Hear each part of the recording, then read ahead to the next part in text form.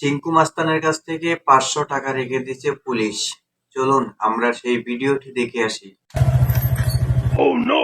ওই, তোর তো হেলমেট নাই, 500 টাকা কেটে পর। 500 টাকা?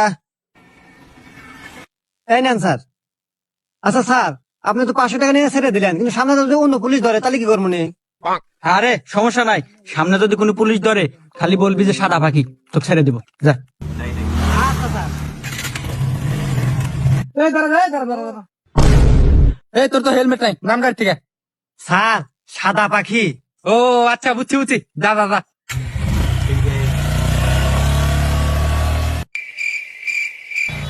এই দাঁড়া, দাঁড়া, দাঁড়া, দাঁড়া, দাঁড়া, দাঁড়া।